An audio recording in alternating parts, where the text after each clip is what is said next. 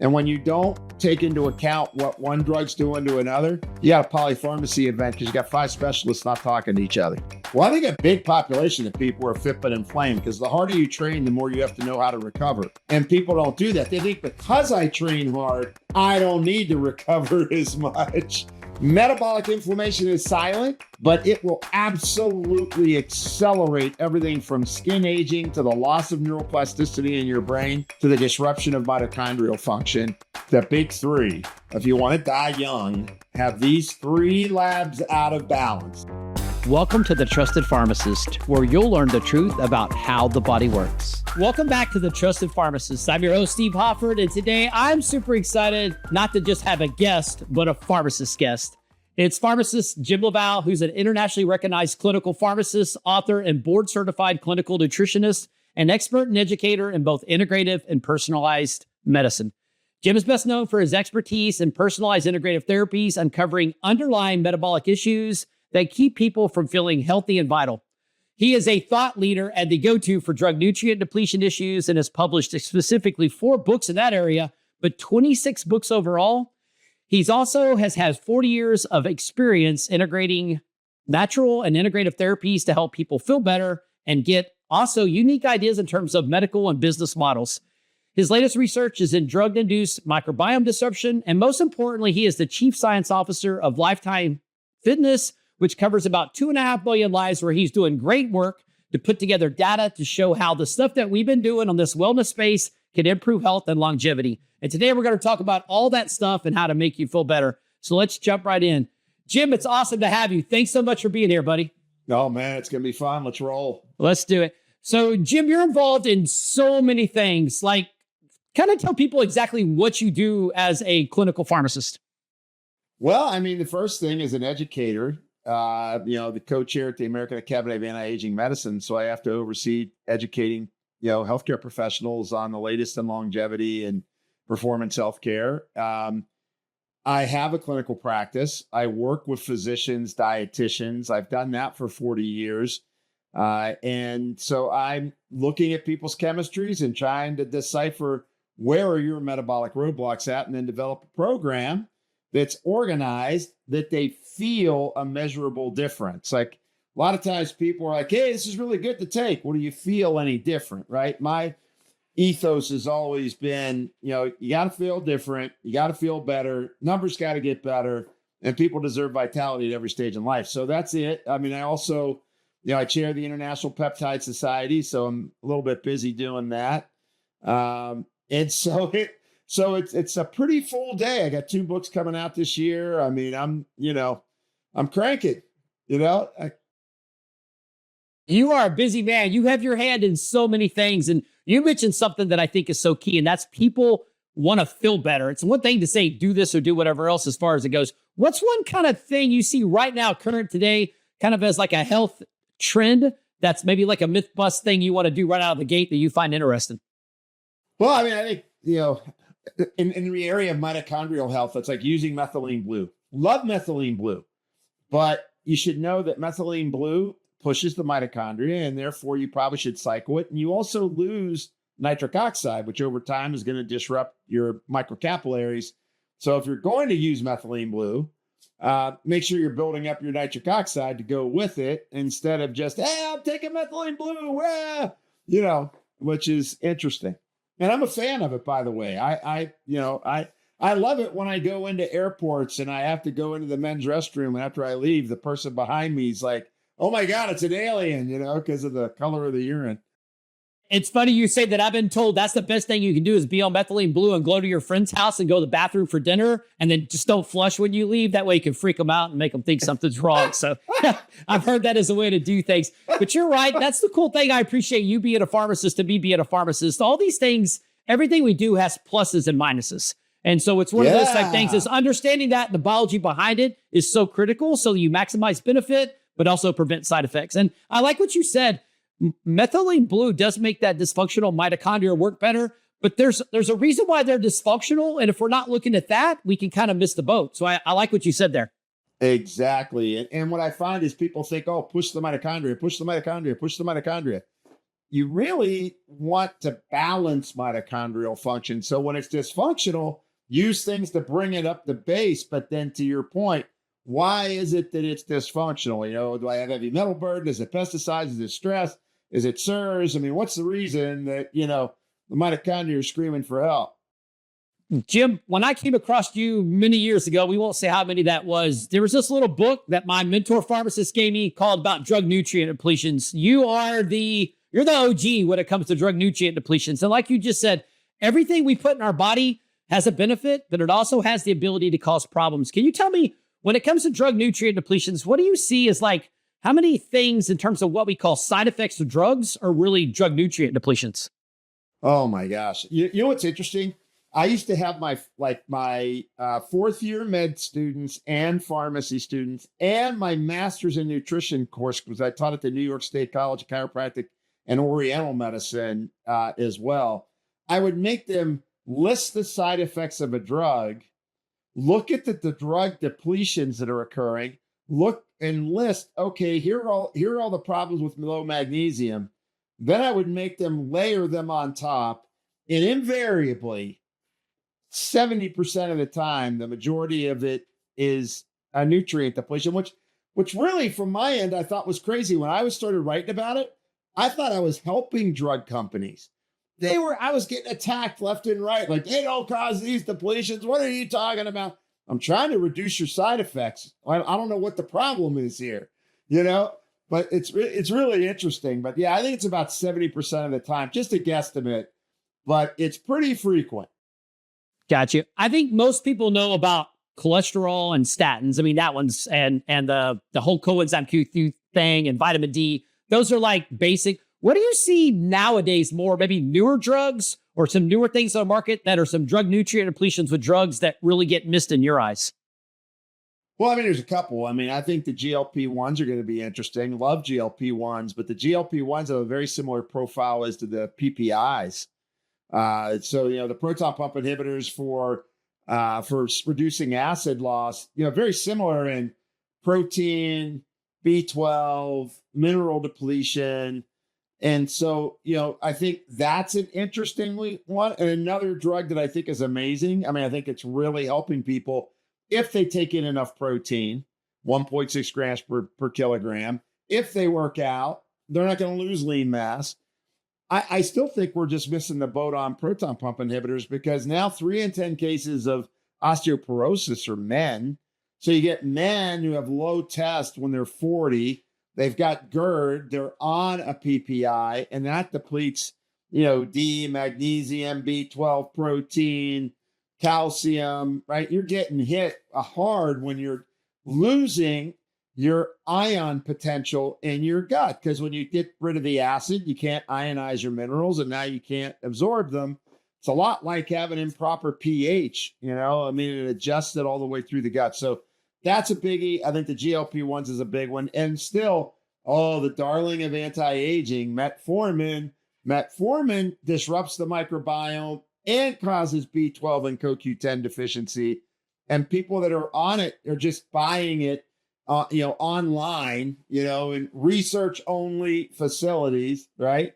And that's problems. I mean, they need to be under supervision. I mean, nobody understands, in my pharmacist opinion, but I know we have to look at all the chemistry in the body, got to look at all the countermeasures and understand all of it. Every specialty we have to know.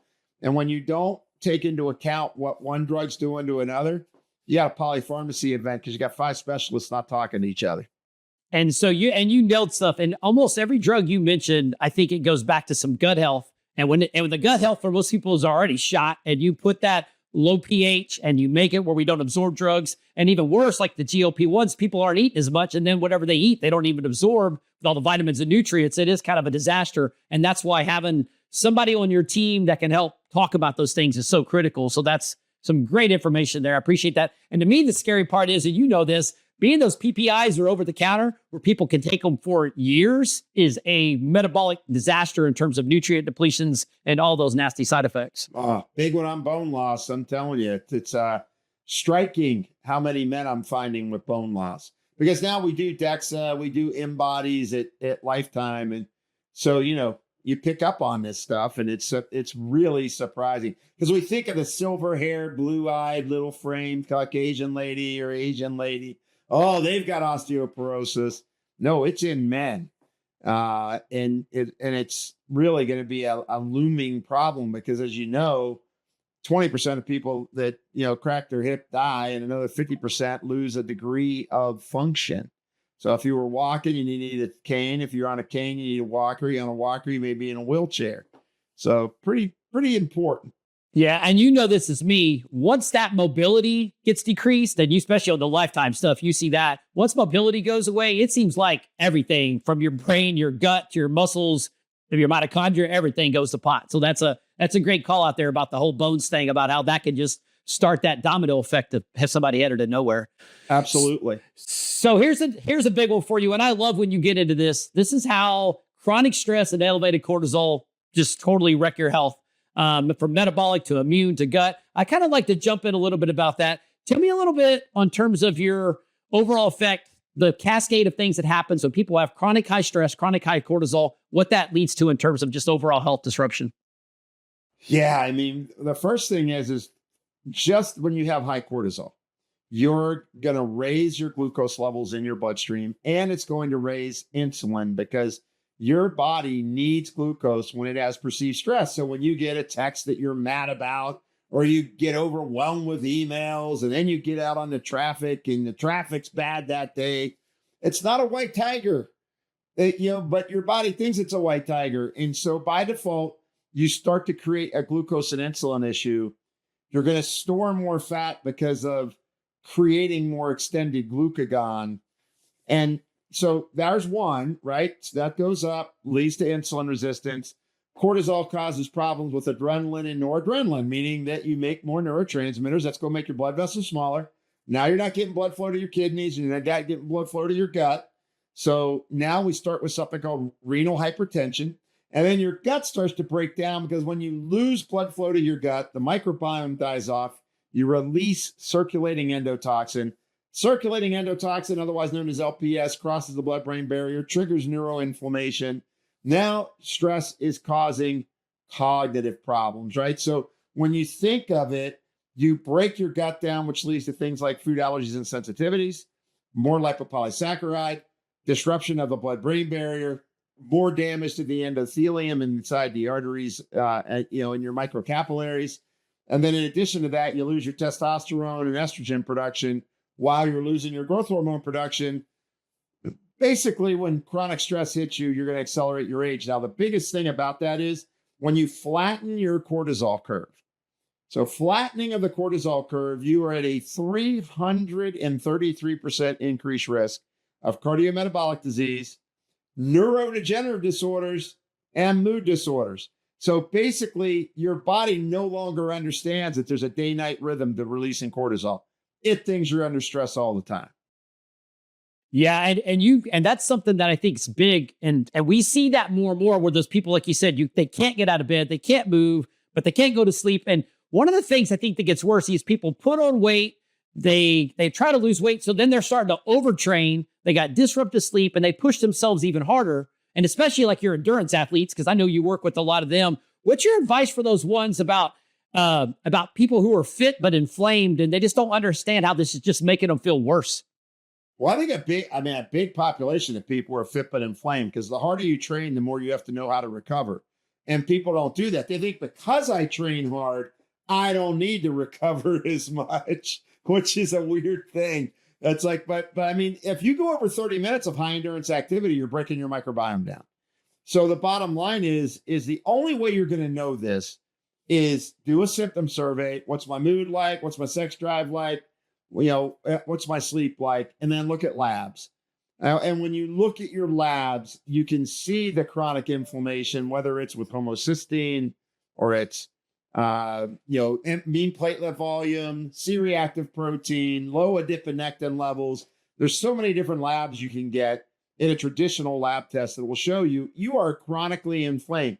And I've stood on that hill of metaflammation leads to inflamed aging. Now, I think since it came out in the literature in 2008, now everybody's like, oh, metaflammation, And which, yeah, I agree. It was funny. I dusted off a 50-page article I wrote on heart disease or diabetes, cancer, and the subsequent inflammation signaling that occurs that I wrote back in 2008. And I was like, wow. Because, I turned 65 this last month. And so I was getting a little reminiscent and a little teary-eyed, right? So I'm looking at my old literature and I'm going, dang, man, I was ahead of the curve on that one. And people got to understand metabolic inflammation is silent, but it will absolutely accelerate everything from skin aging to the loss of neuroplasticity in your brain to the disruption of mitochondrial function. And when you disrupt the mitochondria, you're heading directly to a chronic degenerative disease.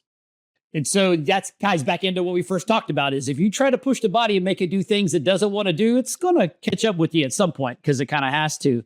That's exactly right. On those flattened cortisol people, what do you think's the best route to go in terms of adaptogens, hormone replacement, nutrients? What do you like? What's your process to start putting that circadian rhythm back in there so that we can kind of normalize that person's normal daily routine?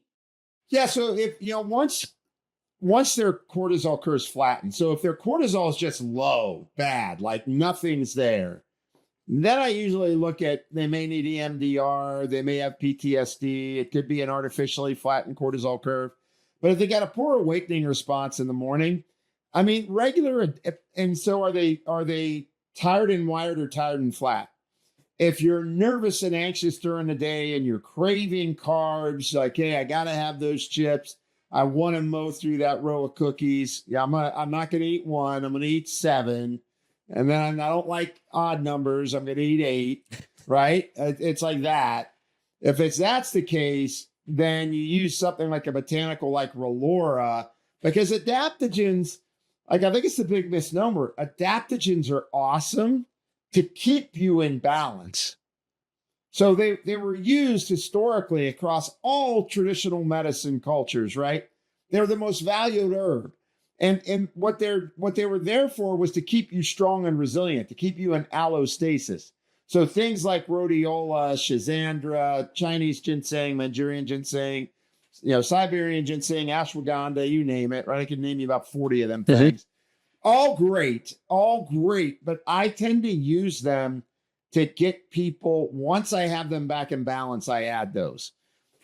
They always need B vitamins and C, because if you're pumping a lot of cortisol out, you need B vitamins and C to help replete your nutrients. And then I'll use adrenal cortex extract or a full adrenal extract. If they're flat in the morning, I use a full adrenal extract to help build up adrenaline and noradrenaline. If they're just flat, but they're agitated, like I'm anxious, I'm nervous, then I just use adrenal cortex extract. And then I got to look at their hormones, because if cortisol curve flattens, chances are if it's a man, their testosterone's off, or a woman, their testosterone's off, they've thrown off their hormone axis. The only thing I would say is a lot of times I like to straighten people's chemistries out, unless it's like a 55-year-old menopausal female who's got hot flashes and vaginal dryness. She needs hormones. I mean, just call it what it is. Let's don't worry about working on a microbiome right now. Let's just get you some hormones so you can sleep at night. But in general, I try to do a hierarchy of work from the brain down, because people don't understand your brain's like a big circuit breaker box. And when you blow a circuit breaker in your house, you can go to that lamp and turn it on all you want. Meaning you could go to that hormone generating Leydig cells and try to turn that on. And it's not going to happen. It's not going to happen until you correct the allostatic load that occurred in the brain. So that's why it's important to like day-night awareness, circadian rhythm patterns, correct the suprachiasmatic nucleus of the brain, which is the master slave clock. You gotta think of rhythmicity. You got to think of day-night awareness, and you've got to think about living in that rhythm. Up in the morning, get that sunlight. What nutrients do I need to get me back on point? But then when it's night, hey, less screen time, turn off work. We're allowed to. If you're working more than a 12-hour day and you don't need to, like it's one thing if you have to work 2 shifts in order to make ends meet. But if you don't need to, you got to stop it by 7 at the latest.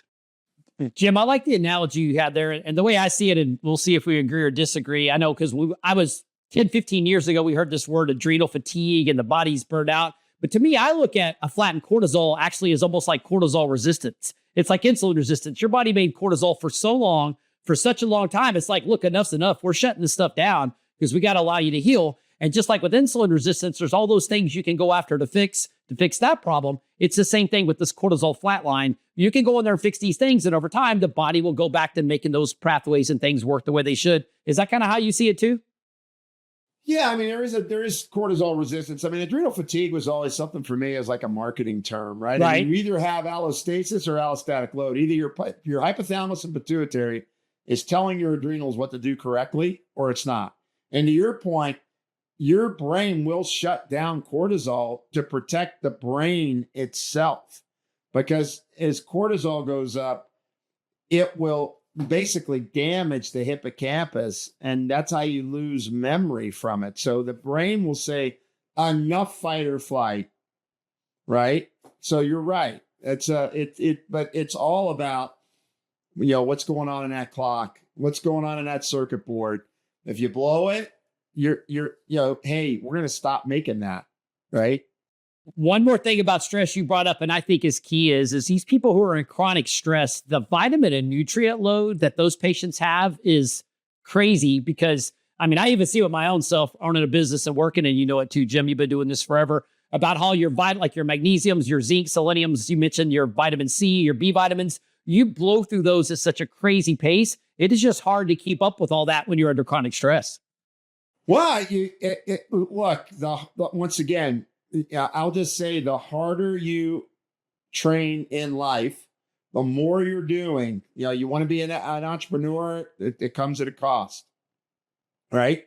The more you push your body, the more you need nutrients, the more you may want to consider a peptide, something like sermorelin. I love sermorelin because it helps to reset the HPA axis and get your growth hormone back. And I find younger and younger people in their early 30s and 40s already have shut that down because they've been under so much stress. So in the end, you need those nutrients. Like magnesium for me is number one thing because it keeps the pH of the urine corrected. So we know that even if you give drugs for lipids, blood sugar, and blood pressure, if you have a low pH of urine, acidic pH, you will progress your renovascular disease. You'll end up, with renovascular problems, which means probably going to end up in a dialysis center, which is popping up like McDonald's, right? You got McDialysis nowadays. It's crazy. So you tipped on something, and this is what I love about your basic science brain and you being a pharmacist.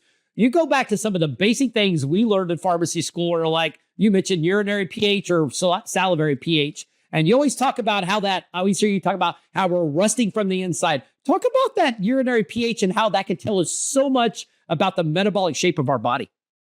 Yeah. So basically, the lower your pH, the more hydrogen ion concentration, which your body works on something called redox, oxidation reduction reactions.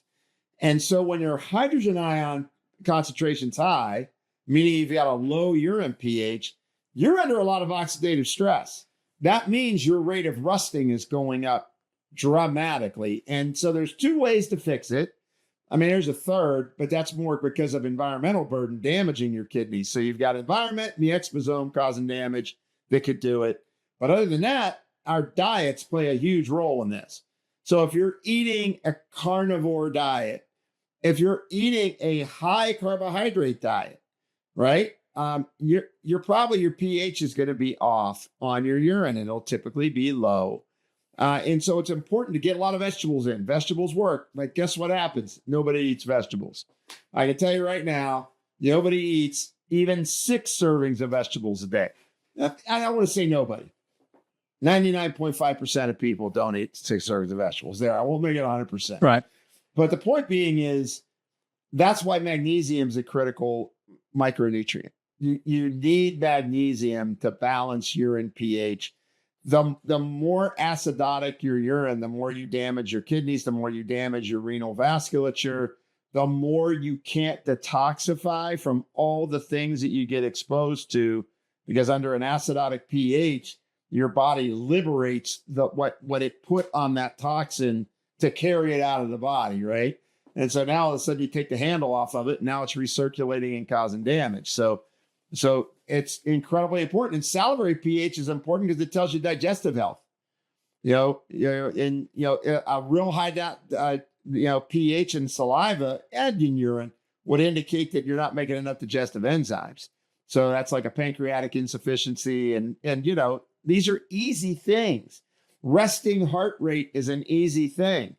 If your resting heart rate's above 62, every 4 points above 62, it's a 7 to 10% increased risk of acute myocardial infarction in the future and the next decade.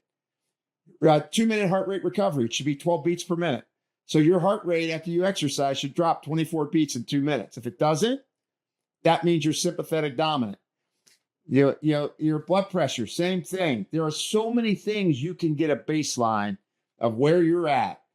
Blood pressure, heart rate, 2-minute heart rate recovery, heart rate variability, urine pH, salivary pH. I can tell somebody what is going on in their body just from that without a drop of blood. That's amazing. And so that's pretty cool. So you just said something kind of as a joke. So you mean all that alkaline water stuff, that's kind of, there's really not much, that's kind of a farce?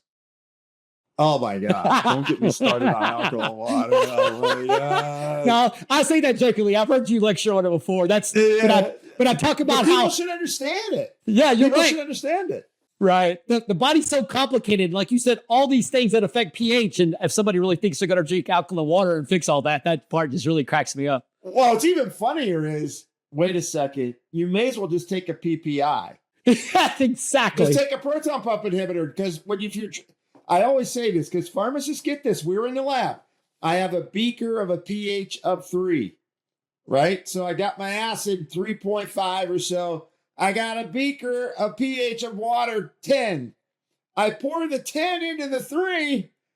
It's going up. There's no way to get around it. So it's really important for people that they just don't go on something that they're told. Like there's so many influencers now. And look, I think all information that leads people to being interested in their health is good. At the same time, don't have your mouth open with a big hook getting ready to go in it either, right? Like be a little bit judicious about what are you doing to your body? No, that's a good point. And that's like you said, and not that stomach acid's important for vitamin, nutrient, and food absorption. That has nothing to do with it. So that's so funny. Yeah, right. Or pH of your small intestine. Once that gets altered, your microbiome can't survive correctly. But other than that, don't worry about it. I want to jump into something. You are a big brain guy, and we all know our brains control so much. And I heard you make this comment, brain on fire. And I talk a lot about microglial inflammation and how that's your own brain's immune system. Give me a little bit about that interaction about the microglial inflammation and how it affects brain, cognition, mood, but how that's tied to gut and stress and all that. Oh, sure. I mean, I spent lots of years of research on this. And so, I mean, you could get a microglial activation just from a TBI hitting your head. Mm-hmm. Environmental exposure could do it. Insulin resistance does it a lot because the more your blood sugar goes up, the more lipopolysaccharide you make. And lipopolysaccharide crosses the blood-brain barrier, triggers your microglial cells, and so the gut gets permeable, creates lipopolysaccharide that crosses the blood-brain barrier. But the other thing that happens is you trigger more inflammatory cytokines, and that hits the enteric nervous system, and the enteric nervous system connects the gut to the brain. So you could have the brain giving the gut inflammatory signals and the gut giving the brain inflammatory signals. So once the microglial cells are activated, basically what that does is say it's done by lipopolysaccharide, your brain makes something called galectin-3. And galectin-3, it's supposed to turn off the lipopolysaccharide. It's supposed to go, hey, fire out, we're good, stop. But if you're chronically pushing that lipopolysaccharide microglial cell activity, the galectin-3 just keeps going up, and then it accelerates the damage. and this is the mechanism right now related to Alzheimer's and all neurologic disorders. I'm obviously on a scientific advisory board for an immunologic called TB006 that blocks galectin-3, and they're seeing results in these. But the interesting thing is, basically, you set your brain in a heightened oxidative stress pattern. So you start making more free radicals, more hydrogen peroxide, more peroxyl nitrites, more superoxide, and that damages your neuron. The neuron breaks apart. It releases things like laminin and neurolaminin and alpha-synuclein, which then triggers tau phosphoproteins, as well as other damaging compounds like amyloid. Right? You develop amyloid, tau, and so the bottom line is it's a vicious cycle.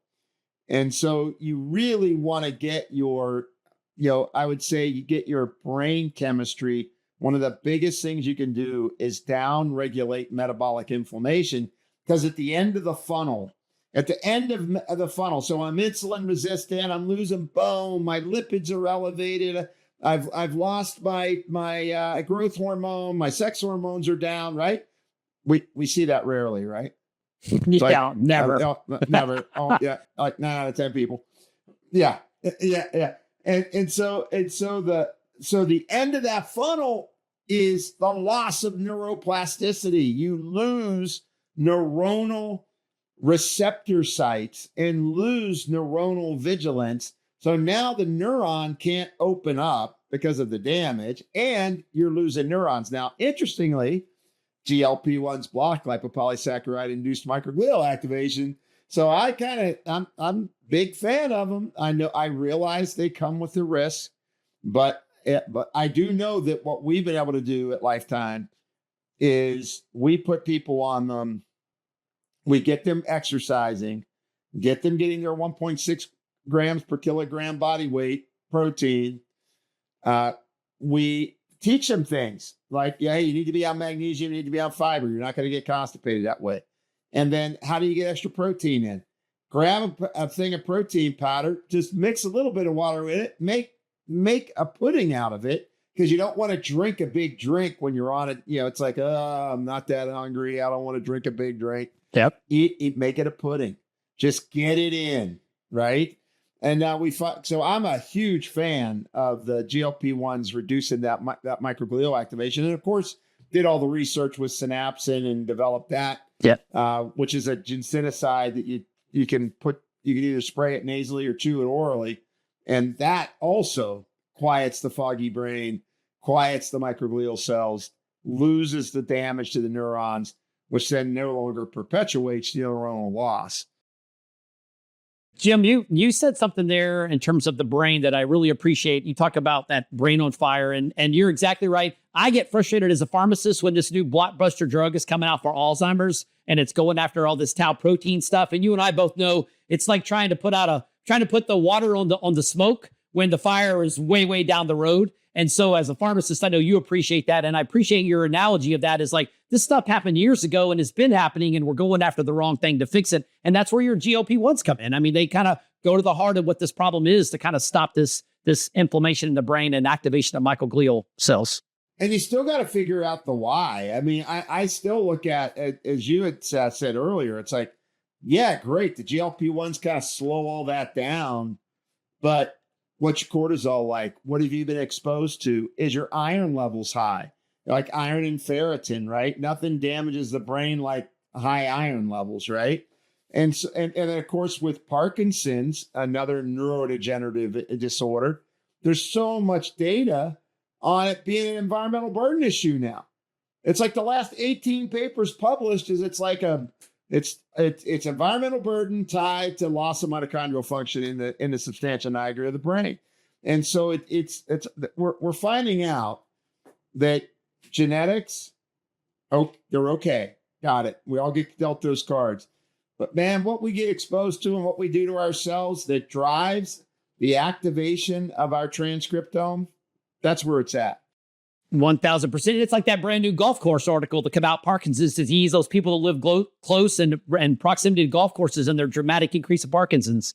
like you said, it's really crazy. Believe it or not, we're actually starting to offer TPE at the pharmacy in about a week. So we're actually able to help and move some of that environmental burden of these toxins and things that, you're right, activate some of these genes and cause some of this. So I'm kind of excited about that. That's cool. You're going into that now. Yeah. I just came back from Puerto Rico with one of the big researchers in that, and I think that's fantastic that you're doing that. Yeah, some of the data is crazy. So talking about like blood, I've got your book here. Those that I can see is your blood level. I've always been a fan of you. That your book is great on that, because it's our blood is like a fortune teller of what's to come. That's right. All these markers of inflammation. Talk about, I mean, something drove you to write that book a long time ago, that your blood can actually tell you things. Your blood doesn't lie. Like you said, give me your take on that. And what are some of the bigger things you like to look in blood as markers of inflammation or markers of disease headed in your future? Sure. Well, I mean, the big three, if you want to die young, have these three labs out of balance. One is cortisol. Because we know that cortisol, as I talked about earlier, drives a bunch of metabolic dysfunction. It's going to accelerate your aging. It throws off your lipids. You make really tiny little LDL cholesterol when your cortisol's high. So cortisol is a big deal.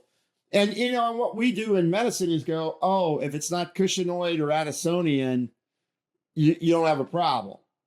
So it's that old story. I always tell people, if you're a mile away from the Grand Canyon and take one step, there's not a lot of risk. If you're at the edge of the Grand Canyon, you're just taking one step. There's a lot more risk, right? That's right. How your blood is. So, you look at glucose, for example. If you look at the Japanese study from 2022, 9 points of risk. So 9% risk for every point over 90 to become a diabetic in the next decade. Right? That's a big deal. Right? And if it was the Kaiser Permanente study, 6 points over point over 84. So a lot of people are walking around with mid-90s glucoses, damaging their endothelium, damaging their brain, developing, heart disease, and nobody's saying anything because, you're still normal, 98. Wait, you're 99. You're at the edge of the Grand Canyon. Don't worry about it because you haven't taken that last step yet. But that's the problem I've got with it. So in general, labs should be looked at as trends. And you can look at trends in order to show, well, what's best? How am I going to feel my best? So, for example, a potassium below 4.5, serum potassium below 4.5, fourfold risk of being a diabetic in the next decade. Other big markers, C-reactive protein's an obvious one. We used to think of it just for heart disease, but honestly, it's a great marker for inflammation. And I love it below 0.5. I actually love it below 0.3. Mm-hmm. Another one is basophils. People blow by basophils, monocytes, eosinophils, and basophils are white blood cell subsets. And it tells you so much. Like when you're monocyte, if you're making a lot of monocytes make macrophages. And macrophages are either good or bad. If you're making a bunch of monocytes and you have other markers of inflammation, chances are you're making a lot of macrophages. They're called M1 macrophages. You're flooding your body with inflammatory chemistry. How you pick that up is if your monocytes are elevated and your basophils are above 1. A basophil above 1 says, and everybody knows cytokines these days, post-pandemic, your interleukin 6, IL-6, is upregulated when your basophils are above 1. Mean platelet volume, another one everybody blows through. MPV, what's that? Who cares? When MPV is elevated, I say the high fourth quartile are elevated, it's indicative of metabolic inflammation in your body. And so MPV is a big one. I love adiponectin. Adiponectin is a killer marker for where your redox poise is at. Do you have, are you good? Are you balanced? Are you under oxidative stress? So that's a big one. Of course, and look, I'm looking at the ones that are big for, are you going to die young? Or is your life going to be miserable your last decade of life? Kidney filtration rate.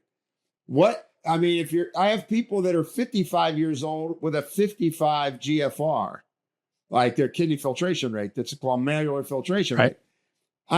I turn those around all the time. I mean, because once you understand the kidneys, it's not a one-way street. But so looking at kidney function, real important. And then of course, advanced lipid particle analysis does have value. Lipoprotein little way, if that's elevated, you're probably going to be, more at risk for stroke.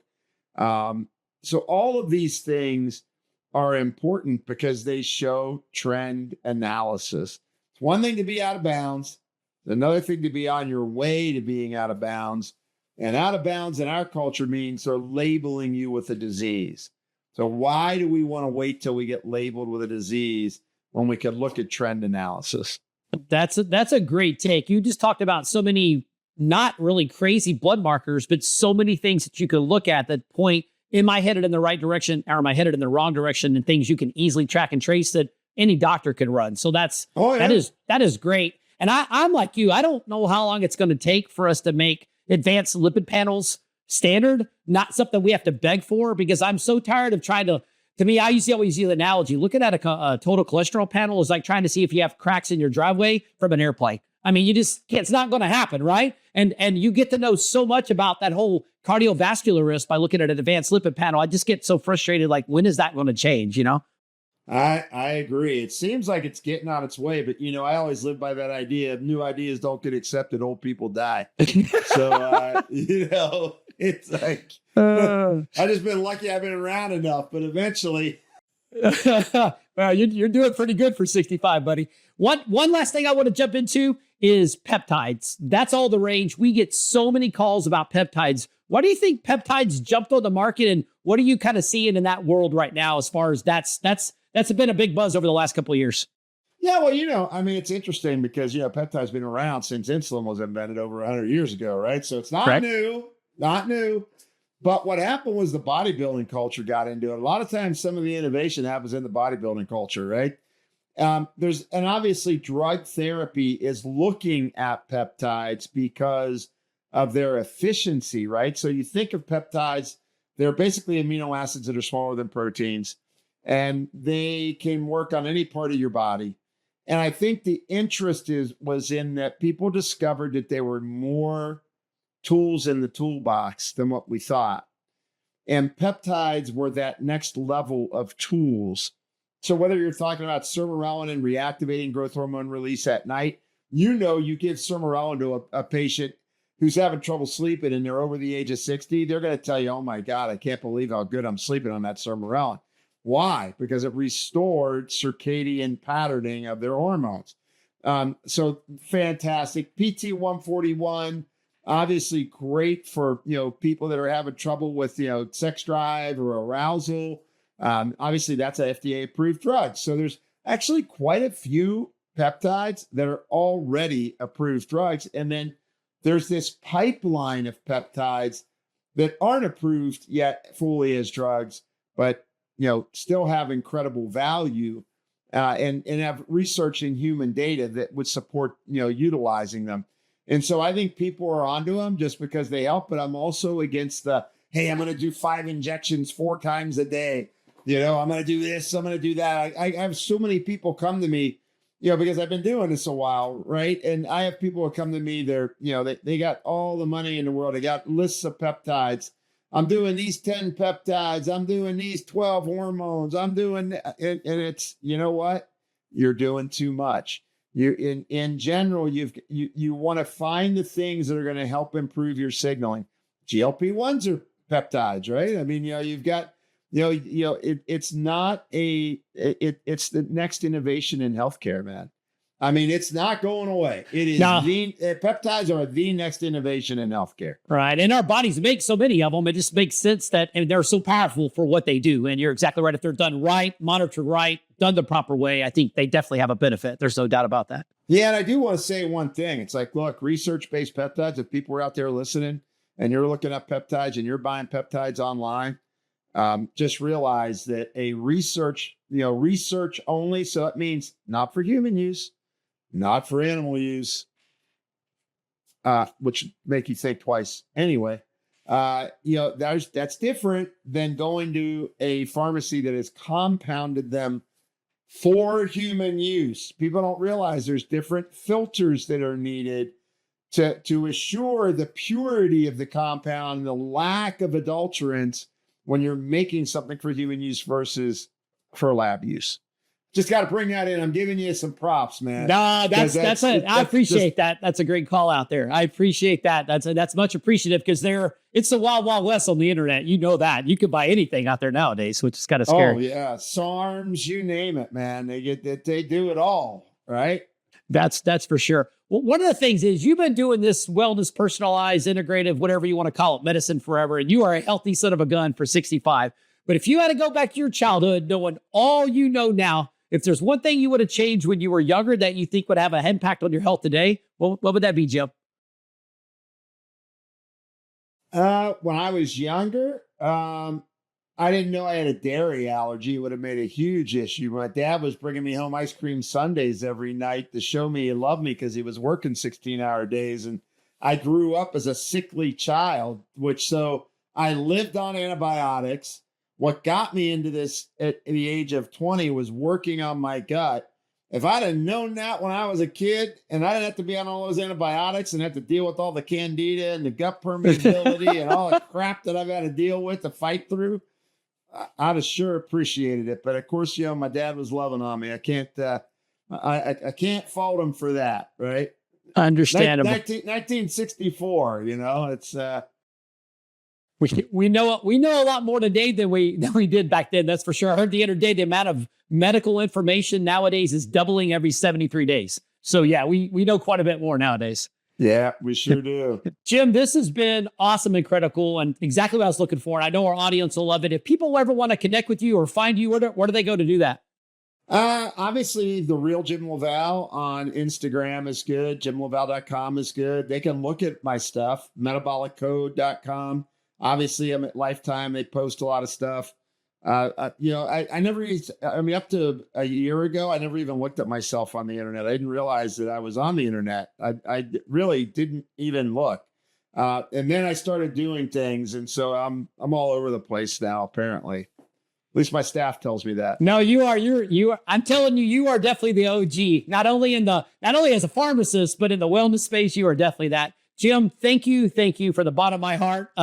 Appreciate you coming on, taking your time, sharing your information, because that's really what your value is. You share so much great information and so grateful for you. Thank you so much for joining me today. I appreciate that, Steve. You keep doing the good work, man. Got to pass that torch on to somebody. My son came to work for me 2 years ago. So guess what? I have my exit strategy. It allows me to do this stuff now. That's what I'm doing. There you go. All awesome. right. Have a wonderful day. You take care. Yep. You too.